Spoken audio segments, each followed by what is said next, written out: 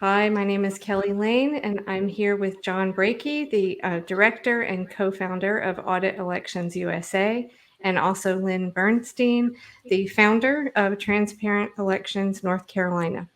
And I think, like today, while I was preparing for this, it was a little hard to concentrate, honestly. We're dealing with another terrible tragedy, another school shooting. And I think for a lot of people, it might be hard to concentrate on something like elections.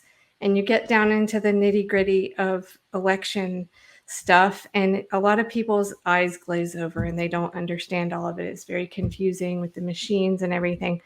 But I thought it was important, and I remember to mention that we need to remember that there is a link between all of this, because our votes are what change policies so that we can make things better. And if we don't have elections that are, John, I'll cue you, transparent, Tractable and publicly verified. Yes. right, then we can't have a democracy. So I remembered this Princeton study that came out. Gosh, I remember hearing it in 2016. I'm not exactly sure what year it came out. I made it just a short clip from it, and so I'll just play that right now. Researchers at Princeton University looked at more than 20 years worth of data to answer a pretty simple question. Does the government represent the people? Now, this is what they found. This axis here represents public support for any given idea. On the left, at 0%, are ideas that not a single American wants. On the right, at 100%, are ideas that everyone supports. This axis represents the likelihood of Congress passing a law that reflects any of these ideas, from a 0 to a 100% chance. On this graph, an ideal republic would look like this. If 50% of the public supports an idea, there's a 50% chance of it becoming law. If 80% of us support something, there's an 80% chance. You get the idea. Now, most Americans would probably agree that, with a few exceptions, we should be as close to this ideal as possible. Unfortunately, the way America actually works doesn't even come close. Take an idea that nobody supports, literally nobody, and it has about a 30% chance of becoming federal law.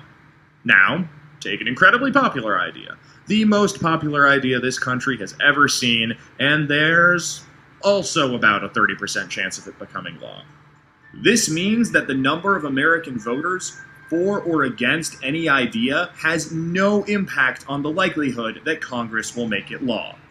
Put another way, and I'm just going to quote the Princeton study directly here, the preferences of the average American appear to have only a minuscule, near zero, statistically non-significant impact upon public policy. You guys remember seeing that or hearing that?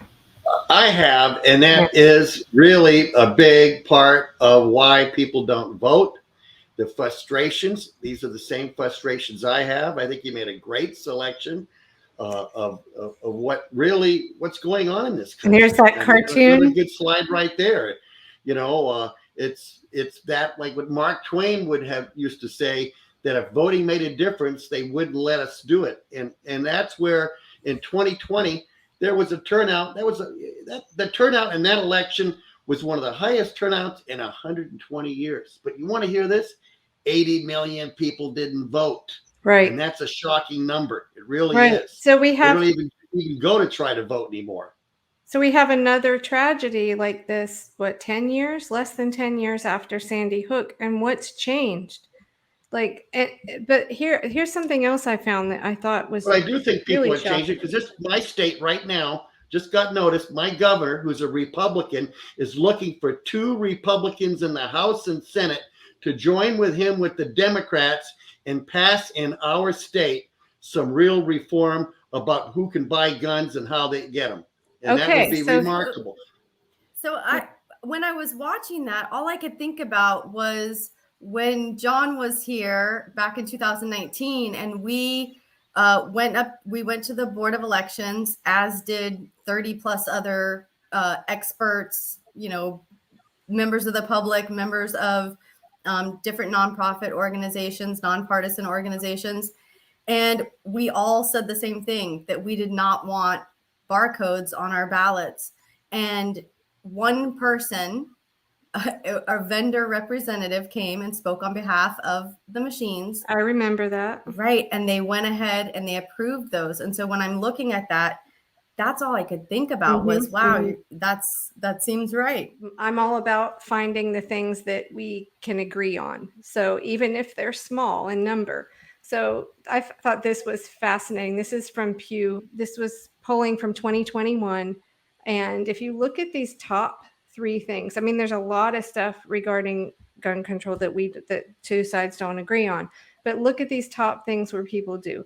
Preventing people with mental illnesses from purchasing guns, making private gun sales and sales at gun shows subject to background checks, creating a federal government database, banning assault rifles. People are always saying we can't agree on anything, but I don't think that's true. If we could just start with those things, imagine where we would be. So yeah, I'm just all about like what items are like 60+% of people on board with. So why can't we get those things done?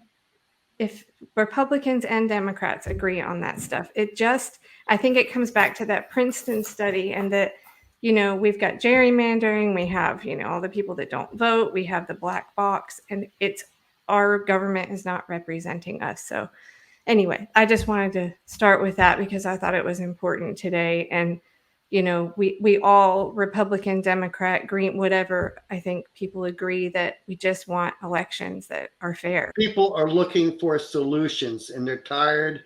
Everybody's fighting about the problems. It's ridiculous to think that an 18-year-old kid who cannot rent a car, until he's 20 some years old, because they won't give him one, would sell him an automatic weapon, allowing him to go into a school and kill kids and it's just sad. It really is. But look, both the majority of everyone polled agreed with banning those. So let's get it done. Make sure our election system works. Right. And it's transparent, trackable, and publicly verified to give us the right to hire and fire. Right. But the numbers really show that, what's coming out is the rights of women are trying to be taken away, and they want to give automatic weapons to kids and teachers. Yeah. Not a good idea. So I want to roll right into like one of your big successes, though, from what really happened in your second trip here to North Carolina, John. So do you want to talk a little bit about that? And then you guys queue up for me. Because North Carolina, I find, is a very special place. From my first trip in, when I came in to look at the ballot harvesting that was going in the tri-counties and what was that all about, and then meeting you, of course, Kelly. I've known you quite a while before that. And then the second trip in was because in the first trip, I went to the Woolworths Museum, and I was just blown away. And then I met the Dr. Reverend Spearman, who was president of the NAACP, his position on the board. And then in that second trip, before I came in, because of you, Kelly, I met Lynn Bernstein, and we've become very close friends. And so we saw an opportunity to focus on a couple of counties. And of course, after doing the Woolworths and knowing that it was a very historic place, is that we put a lot of energy into that county. And there was a special day. Well, first off, there was a lot of special days before that day that we were working the board of elections and helping it. And it was just quickly, I want to say how inept it was, is that when they were making the decision, one of the ladies was saying, I really like that one machine that was white. She was talking about the express vote with the barcodes. And I go, oh my God, what a way to select the voting equipment, without having really great expertise. And then, of course, meeting this rocket scientist that I know in North Carolina, Lynn Bernstein, who's very articulate. She is, I would say, definitely Norma Ray, We went into a meeting. We had the day before the big vote happened. We had a press conference outside that we did by ourselves, which worked out really well. We canvassed the local college there and got a lot of people fired up and working with the NAACP. We had a magnificent turnout. It was a magical meeting, and then at the end of it, of course, there wasn't a vote. But the next vote that happened, they wound up voting for hand-marked paper ballots, which is the only way to go when you work on these systems. And because of not buying these ballot marking devices, it saved the community $5.8 million.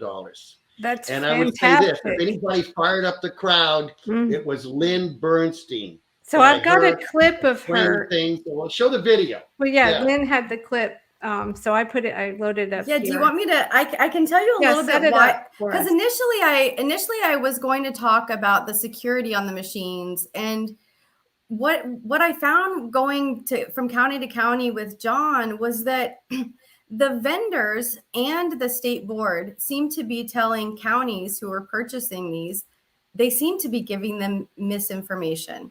And, one of the things that when we sort of kind of walked some of these elections officials through the logic that was being, this bull that was being fed to them, one of the election directors said to me, or board of elections member said to me from a different county, they said, well, but if we go to paper ballots, where are we going to store all that paper? And I explained to him that, well, by law, you had to store the paper, but now you're going to have to store, 40, 50, 60 machines on top of that, and do, keep them up to date, do software updates. And he just sort of looked like glassy-eyed, like, whoa, wait a second. And so I'm not sure that that a lot of those elections officials were getting correct information, but Dr. Reverend T. Anthony Spearman really took the time, and I think John took a lot of time, and he was very interested in learning about it. And so it incensed me also, the previous meeting, how rude the rest of the board was to Dr. Spearman. And I think it was really the first time I could see this systemic racism, in play, in government, in local government. And it really upset me.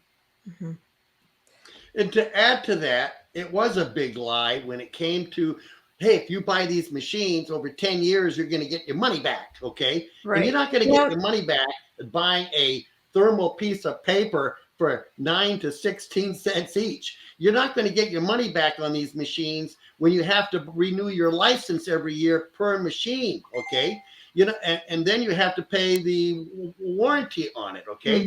It was no way. It was just, it was the vendor, and it's a really poor system to have to manage. And you're worried about storing paper? It wasn't just 50, 60 machines for Guilford. They were talking about buying hundreds of these machines because they would need to put 10 to 12 in a precinct, okay, to even get it functional. And these machines, with everything you do, it's about 40. At that time, it was like $4,000 each. They've gone up quite a bit because they're pushing them again, trying to get vendors. And they're probably going to push Guilford County because Guilford got auto marks, and now they want to take away. I know I talked to Spearman. He's checking with a bunch of counties to find out what the push is. Is that ES&S pushing that too? Yes, of course. But they have a company called Print Elect, okay, which is an interesting vendor. He works in several states, and I had the pleasure of meeting him. And, so he is definitely a capitalist, and he's trying to make the biggest buck he can and serve his, client he's working with, which is ES&S. Right. Well, I mean, we're putting profit in our elections, and that's just like many other areas, healthcare and all. It usually doesn't end up with the best result.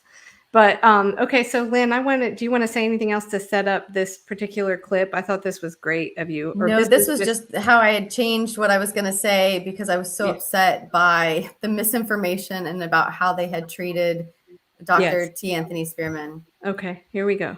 Yeah, thank you very much for giving people 2 minutes instead of 1. I do really appreciate that. I'm an election security advocate, and what I wanted to talk about today is kind of a larger issue.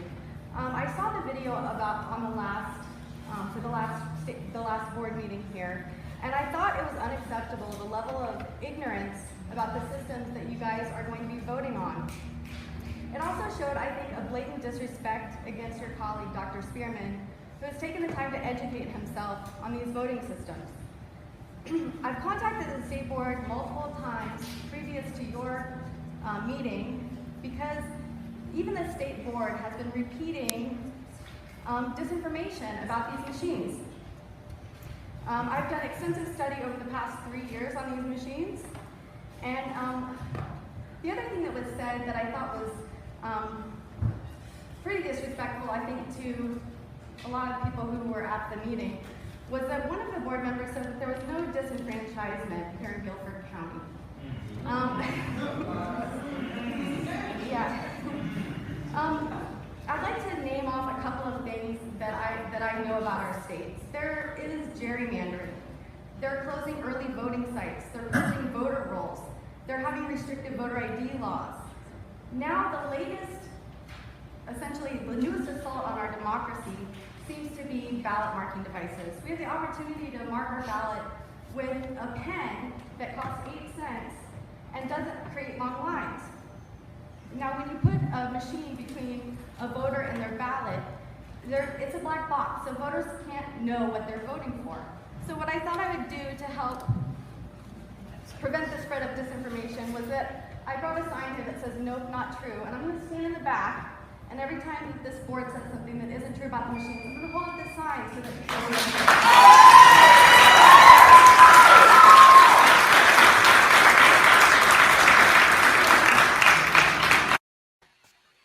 That was fantastic. I just thought that was the best. I love that you did that because they do, like, you could hear the timer going off, right? And you can't say anymore. So just doing that was great. Wonderful what you did there. And what it was is that they were giving out misinformation, and at the appropriate time, she stood up and did it, and did very well. She, realized how far to push it, and was a great activist. Norma May. That was the Norma May moment. We expect that they're all experts, right? And we think the public, I think, thinks, oh, they know what they're doing. They know what decisions to make if ES&S or whoever comes along to sell them a machine.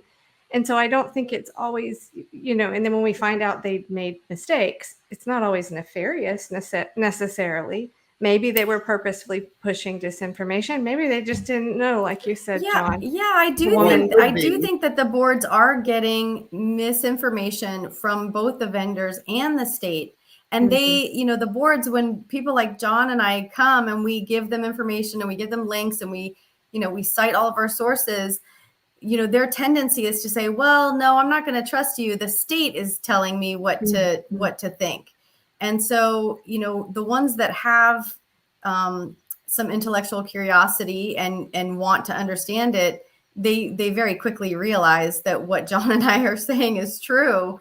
But for the most part, I think they just do what the state tells them to do. Mm-hmm. Right. I think it's groupthink, which is very common. Okay. And I think also that some elections administrators, and it's a sad statement I'm going to make, I don't like saying this, but somehow they're taught that a good elections administrator is an administrator who knows how to hide all the warts. I'm quoting R. Doug Lewis, who really helped build this system, set up the departments, and he said that in the 2000 election. And when I said it to my elections director in Pima County, in 2005, he said to me, I learned the same thing. I learned that if I wake up in the morning after an election and my name is not in the newspaper, that I've done a good job. Okay. And, but basically, what are you raising? Sociopaths? If you're having kids? How can you teach people how to hide the warts? In elections, stuff happens. Things go wrong. Speaking of, and to hide these things only make people more skeptical of what's going on. And it's a bad thing to do that, because where do you draw the line? You're teaching your employees the same thing in these election departments. Transparency is clearly the solution that we need. In Wake County, I was watching a video just before I jumped on that the video went bad. It was while he was building this room, and he says, and we're going to have a big picture window here, 24 feet by this, and people can see. And is he letting people see? No, he's blocking people. This is going to be our boardroom. Still all this work is being done. There's going to be a glass wall right back there because we're going to have our high-speed counters back there, all secure, but able to be transparent for the public and our board. Part of this wall is going to be coming down because we're going to have a giant 20. And I think that's a good segue into talking about Wake County. And while I don't really want to single out somebody, I guess we kind of have to, because Gary Sims has been not transparent. And like I said, after I followed Nick, your husband, which I do have that clip here, I just said to them, like, you know, if there's nothing wrong going on here, you're just raising suspicions by not being transparent. And I told them about your two organizations, and that you're not trying to obstruct anything, and we just want transparency. But yeah, I've got a clip here from Sims won some kind of, it's an award with EAC, a Cleary award. So I just want to play this one if you can stand it. I'm going to play this clip here. The Wake County Board of Elections won a 2020 Cleary for best practices in recruiting, retaining, and training poll workers for the program Coffee with Nick. Congratulations, Mr. Sims, and thank you for joining me. So you said that you're going to have some more Cleary submissions for us. We're looking forward to that. Without giving too much away, what's next for the Wake County Board of Elections? Right now, we had, I'll tell you, we had 182 student election assistants. These are people that were qualified by law, that were 17 or older, but they weren't registered to vote. They were students. They got permission to work.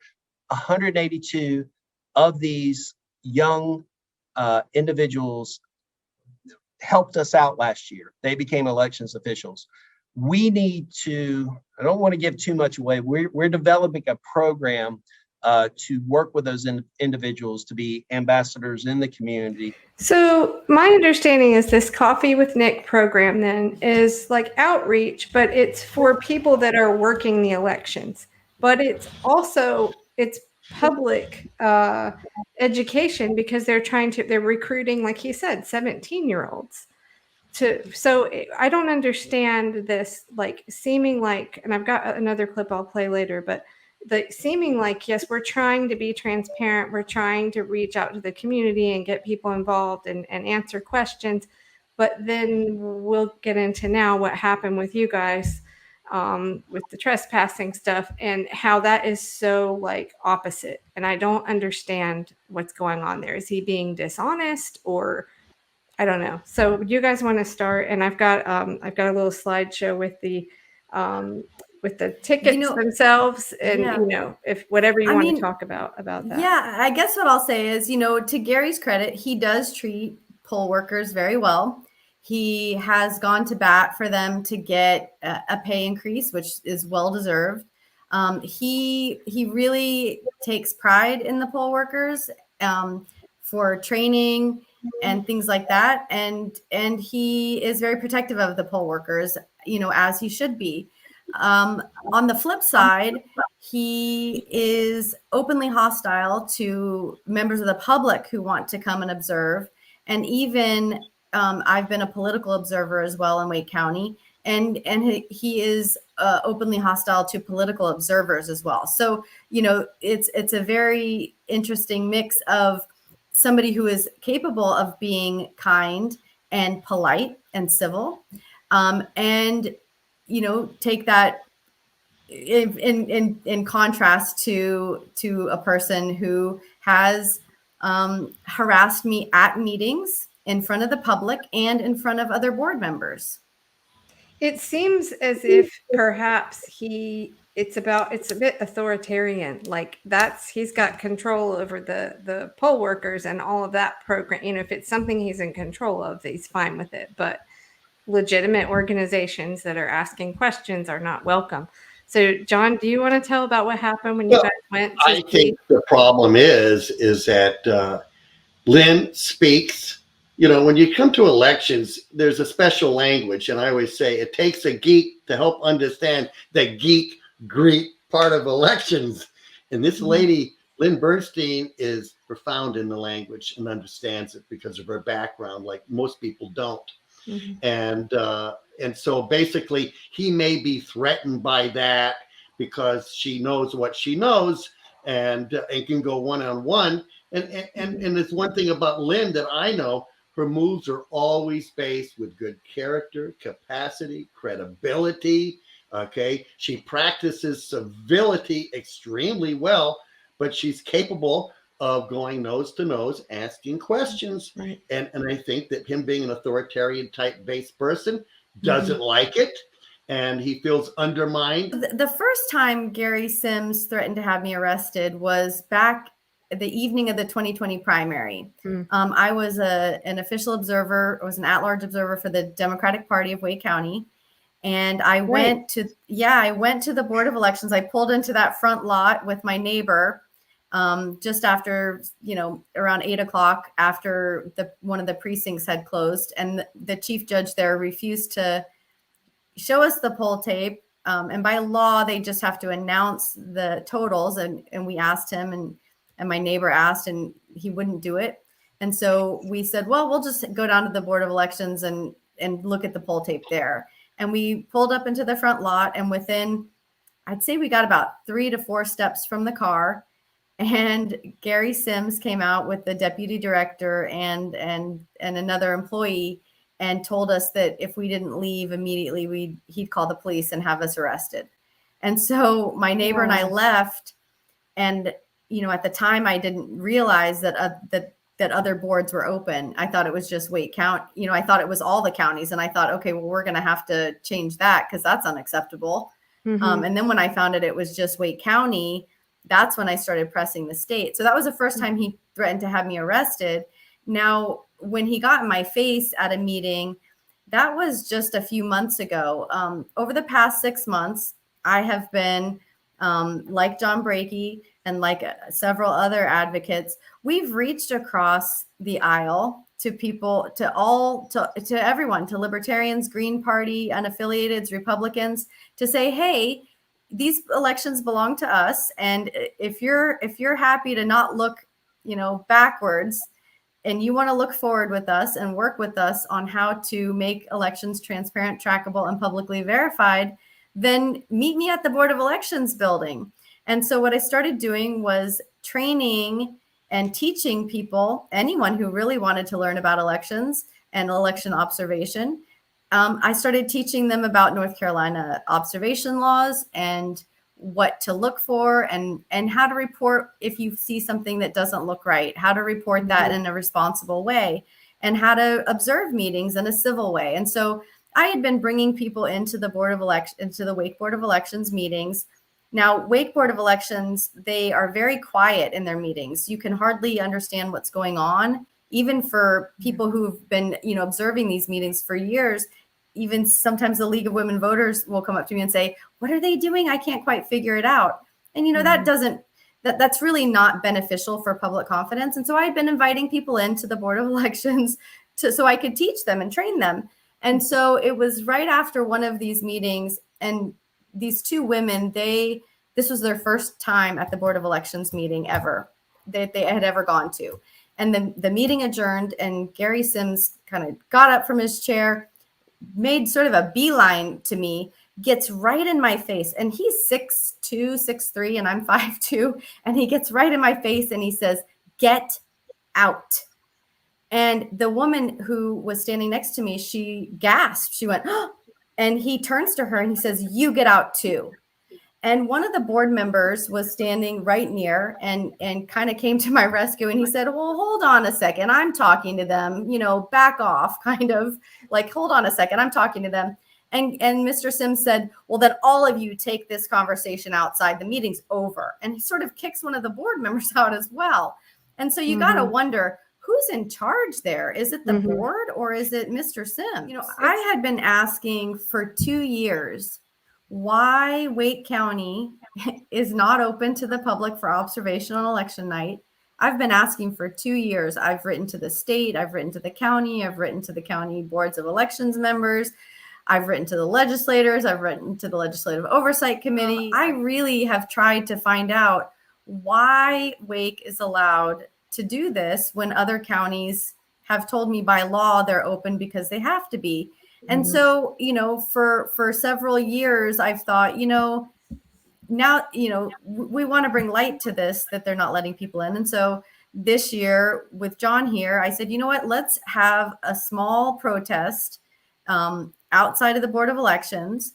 And we can, make it known that Wake is not allowing people in, and that we need transparency. I do want to point out every single video I've ever seen, or when I've been with you a couple of years ago at that Board of Elections meeting, you always start out polite and thanking them for their work. And I mean, you're being treated like you were like scaling the fence. You're being treated like this outlaw when you're there on official, business, and you're not breaking any laws.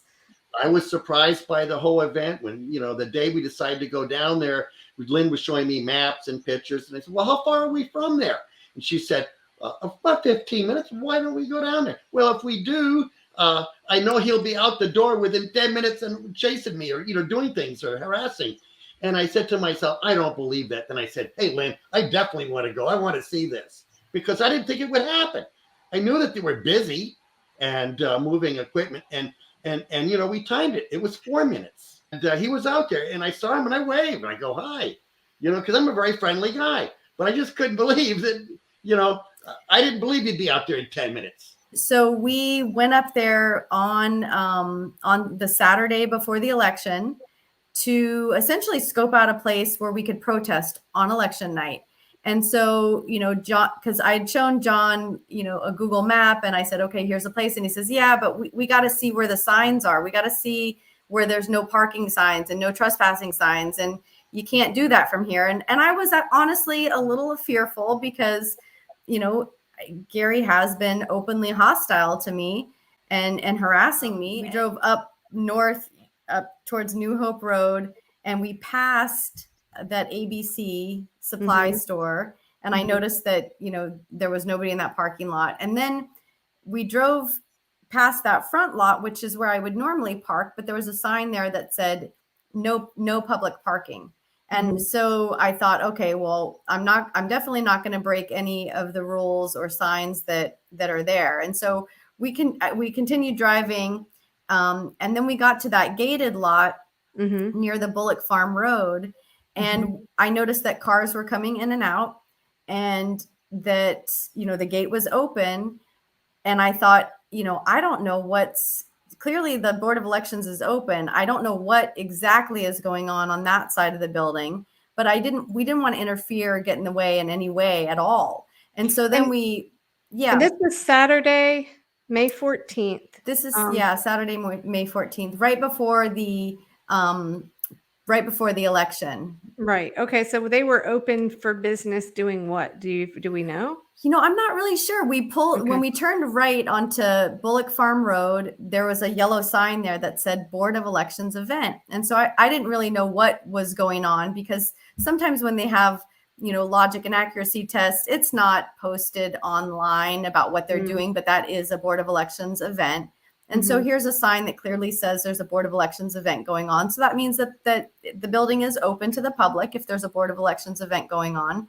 And you can see at that top picture that there's a car coming in and out. And so John and we decided, you know what, let's not park in anywhere, because we don't want to be accused of getting in the way of any processes. And so we went down Bullock Farm Road. There's an Amazon building there now. We made a U-turn, we turned around, and then we went and parked at the ABC supply store next door. The yellow arrows show that we walked through a ditch and along the road to avoid that front parking lot that had a lot of activity in it. And then we were up at near that gate near Bullock Farm Road and North New Hope Road. And John, he was looking for signs because we were thinking we might have people park on that side of the building. And he said, well, I got to go look and see if there are any. Yeah, I got to go look and see if there are any signs inside the gate. And I said, John, I don't know. He might try to close the gate on us. And within about 10 seconds of John taking a few steps into that lot, sure enough, It's very simple. We got up to the fence, Mm-hmm. a parking lot that was open. Okay. Mm-hmm. I walked in 5 to 6 feet. I saw it starting to close. So Mm-hmm. then I backed up and I looked around and I see Gary Sims. I go, what the heck is he doing? Okay, here's the time to come out and try to assault me with a gate. Okay. Mm. So I back up and I look around, say, well, where's the signs? And I only see one sign that says no tobacco, no chewing, and no vaping. Didn't say anything about you cannot walk into an open parking lot, which is the front of the building where you park your car. Okay. Mm. They claim that I was tampering with a gate. Well, I was not touching anything. Okay. There was nothing that we did wrong. It was unnecessarily antagonistic, is what it seems like to me. Yeah. But, so you Yeah. guys were And looking so, for yeah. a place for to go for on election day for like people, right, on anybody that election wanted night to protest. Or election And you know, night. I never even went past that gate. So I never even went past the open gate. But John and I went ahead and we walked back that same, like where those yellow arrows are. We Mhm. walked back along the road, and when we got back to my car, the Raleigh Police Department showed up, and they said that we were being trespassed because we were tampering with a closed gate. And you know, we weren't quite sure what they were talking about. And then the officer came back and she said, well, I did clarify with them, it wasn't a closed gate, it was open. But we can see John's foot 2 or 3 times on the camera. And so, you know, that's tampering with the gate. And we said, okay, so what did I do? You know, what was it personally that I did? And personally, they said what I did was that I drove by slowly, and that was suspicious. And then I parked off site, and that was also suspicious.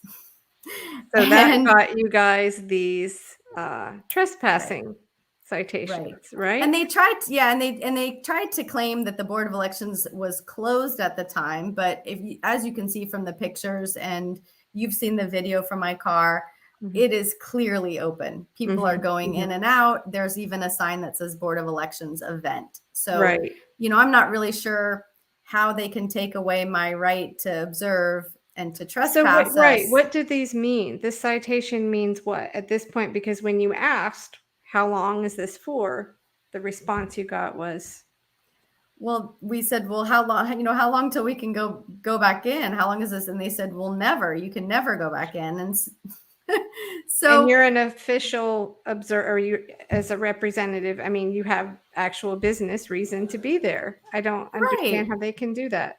Well, the big reason is she's an American citizen. Well, right, And she has the true. right Anyone to go should to be an able to. open meeting of our government. And what they've done is really made a very big mistake, because it's a very serious thing that a civil rights suit could be filed. This trespass form is sort of interesting in that, you know, it's the equivalent of somebody who runs a business handing you a card that says, we don't want you here anymore. And according to the police, and I don't think that this applies to public property. I do believe that it applies to private property, that somebody who owns private property, or is, you know, like the police kept saying, a manager at a Walmart, if they can have you trespassed for any reason or no reason at all. And you know, I contacted several trespassing attorneys, and they said, well, there's nothing to go to court about. You haven't been charged with anything. So essentially, you know, Mr. Sims has decided to trespass us, which apparently he thinks he can do for any reason or no reason at all. And in this case, it's no reason at all. And then if we ever go on that property, we're going to be arrested, which, yeah, he's just on a power trip. I don't understand it. So gosh, what day was this? Monday? That I went with, because you guys couldn't go. I volunteered to go, and I want to play the clip of Nick, your husband. 1 second here. Yeah, so this is after we've been trespassed and we can't go. My husband Nick went to give a public comment to say, hey, could you reverse this? This is ridiculous. Right. And I had planned to, well, I did speak, but not very much because I don't like to admit it, but I was kind of rattled after all of this happening. And then the way they treated him, and the timer went off before the 2 minutes was even up, which is important. But I was kind of like, they escorted him out. So I didn't say very much. We came back the next day and I said a little bit more, but Nick pretty much covered it all. But it was shocking the way they treated him. So here it is. And I'm sorry, but I didn't know at the time too if I could actually record. So I've just got, you're going to see feet and like chairs because I didn't put it on the whole room. We love hearing comments from the public. So if you have anything, this is your time. You have 2 minutes, like I said, and we are here to listen. Hi, my name is Nick Bernstein. I've made comments here before, but you all certainly know my wife, Lynn Bernstein. She's been coming to these meetings for several years. Her goal has always been to ensure that Wake County conduct fair and transparent elections. She has volunteered her time and engineering expertise to help discreetly identify potential problems in the election process and to educate people about how elections work. Our democracy depends on supporters of the losing candidate believing in the integrity of the election. That starts with a process that is open to the public as possible. For 2 years, she has asked the board and the election director where observers should stand on election night to observe countywide election processes as guaranteed by law, so as not to interfere with election workers. For 2 years, she has been told that Wake County doesn't follow that law, unlike the 99 other counties in North Carolina. So she came to this location on Saturday afternoon with John Brakey, the nationally known nonpartisan observer who oversaw the Arizona election night observing location that was outside the BOE building. Instead, your election director, Gary Sims, called 911 and had formal trespassing charges levied against both of them. The officer involved has explained that either of them step foot onto this property ever again, Mr. Sims will have them arrested. This is the second time Mr. Sims has made such a threat against my wife, which leads me to wonder why he is so fearful of public oversight. Mr. Sims is supposed to be acting on the board's behalf and at their direction. No one on this board can seriously believe that either of those two dedicated public servants intended to interfere with the election. The easiest and least embarrassing resolution for this board is to have this bogus trespassing charge reversed by a vote of the board. I'm asking you, any of you, to call for the vote today. A failure to do so indicates that you endorse the heavy-handed infringement of civil rights. Sir, Yes. You may. okay, thank you. You are infringing on the rights of individuals to observe this election.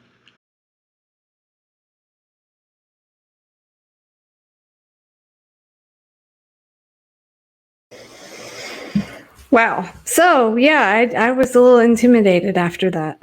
I want to jump right into the last clip that I have here, and this is another. It's a little bit longer section of Sims. I hope that's okay for you, Lynn, of him talking with someone. It's an interview with someone at EAC. It's just very contradictory to all of what we're hearing from you guys firsthand. Okay, so. If anybody working in elections is thinking that the time to engage with your elections officials is the month or two before an election, you need to change that mindset. Right. It needs to be 12 months a year. You need to be engaging with individuals, keeping in touch with them, whatever you've got to do. So work on building that community. Mm-hmm. And what is going to help you with retention is going to help individuals feel like they're part of the program. And that's has to be one of the best parts is they are part of our program. We answer their questions. We tell them what we do. And we thought they would be bored out of their mind when people start talking about elections, but it's only growing for us. More and more people are tuning in now to our continued shows. because they want to know what's going on. We're doing a show. Our next show coming up is going to be talking about voting equipment and the security protocols that we put in with voting equipment, how we test and guarantee. But we've already got around 1,000 people signed up for that. It's amazing this last couple of years, the increase in the interest in how elections are run. I mean, I've been in this business for quite a long time, and I've never seen so many people so interested in how elections are run and what we do behind the scenes.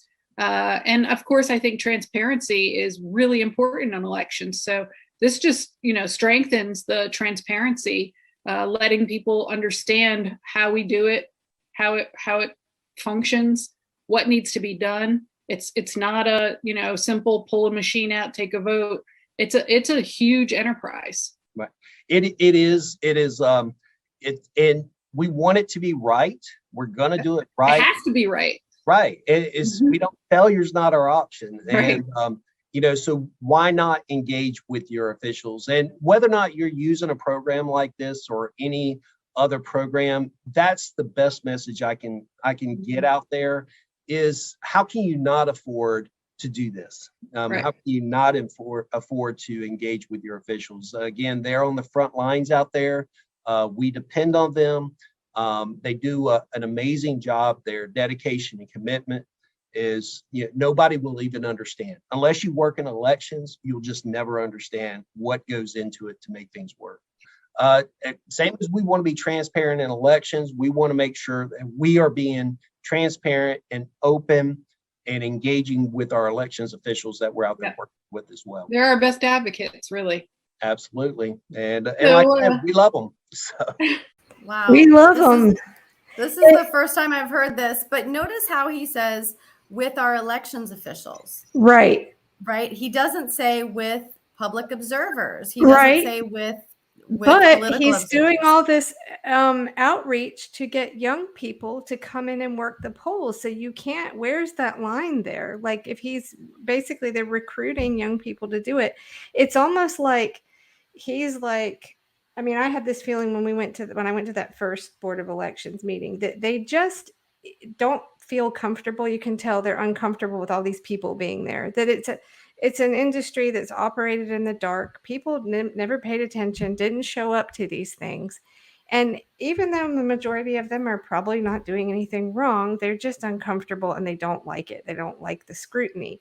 And he seems particularly like just annoyed with that. And as long as, again, I think it's about control. It's like, well, if it's my program and I'm controlling the recruiting of the workers and all of that, it's fine.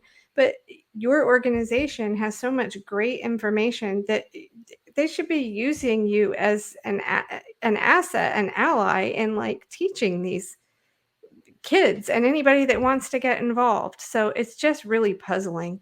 And I think it's a lot like I'm not gonna, it's a lot like, okay, they're happy to teach elections officials what the elections officials need to know. But I wonder what happens when elections officials start asking things like, why don't we put tamper evident seals on our boxes of ballots? Mm-hmm. I'm wondering what the reaction is going to be to that. When people start looking at things from the same kind of perspective that I see things from a test engineering standpoint, this playing loose and fast with procedures and processes, that never would fly where I come from in my industry. Nick, my husband, is starting to get more involved in elections now that they've are trying to push me out. Nick went today to observe the audit, and they do a hand-eye audit of 2 precincts per county. And I asked Nick, I said, "Oh, are they still using pencils?" Because what they did in the past, and I had a problem with this, and I can tell you why I had a problem with it, is that they do this hand-eye audit. And I'm glad they're not using black or blue ink pens, but they're using pencil. And so what happened at the last audit, I don't know, maybe 2 elections ago, I was there. And one of the tables, they're hand counting, and hand counting is really hard. And they had to redo it. They had to redo the hand count because they didn't come to the right number. And so rather than taking a new tally sheet and writing on the first one, this was the count we got the first time. You know, I suggested they use red pen. And so you have like, okay, on your first count, you got this. And on your second count, you got this. And maybe you do the count one more time to double, you know, to triple check. But what they ended up doing was they're tallying in pencil. When the tallies don't match, they erase those tally marks and they retally it. And you know what? It's sort of interesting. I mean, I would be fired from my job in engineering if I did something like that, because you document everything. And so, you know, proponents of hand counting would do well to request all of the audit sheets for North Carolina, because what they would see in North Carolina is that every county counts perfectly the first time. Right? So elections officials are saying, oh, we can't possibly hand count because people are terrible at hand counting.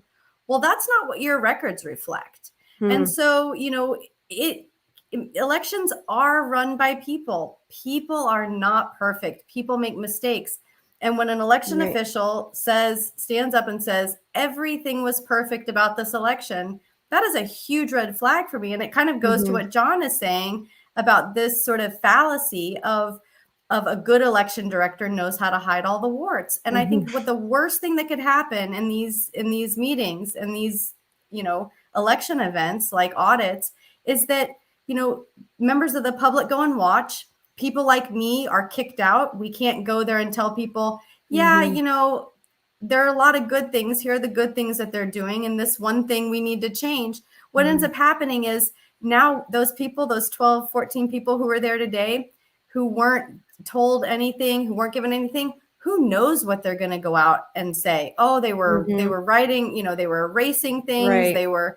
And so the last thing you want is for people to observe a process, have no idea what they saw, and to walk out and start spreading rumors. Right. I think it must have been in the second day. I don't have that clip up, but that's okay.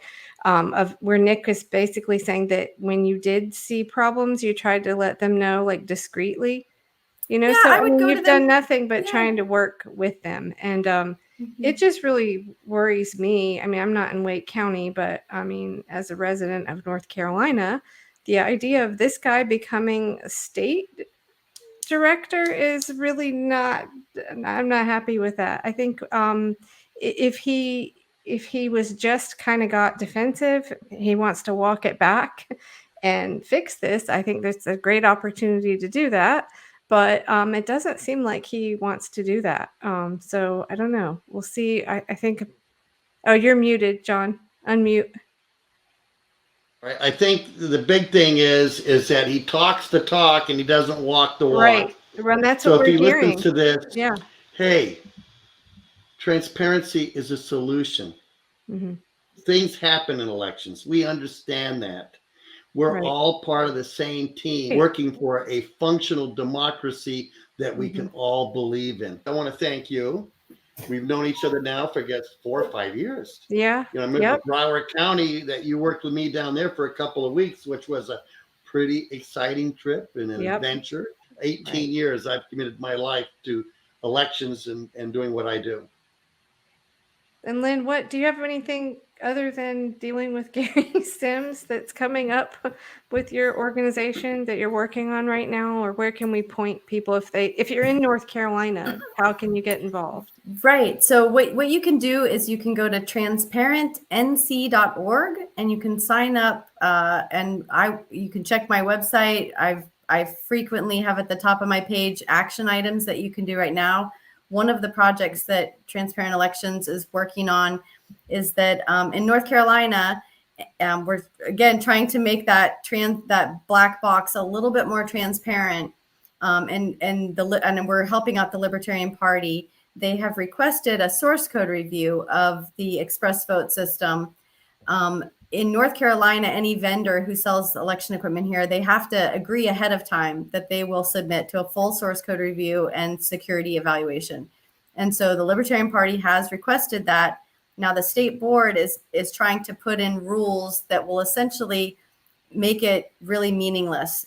And then also they're trying to put in rules to say, if experts find any vulnerabilities, they can't ever disclose them. They can't ever talk about any vulnerabilities or features of this system. For anybody that's watching this, I hope you don't think it's too dry and boring, and you realize how important it is, because we have, this country would look very different if we had more people voting and we knew our votes were counted fairly. I think, like we started at the beginning, I believe there are issues. We can't fix everything.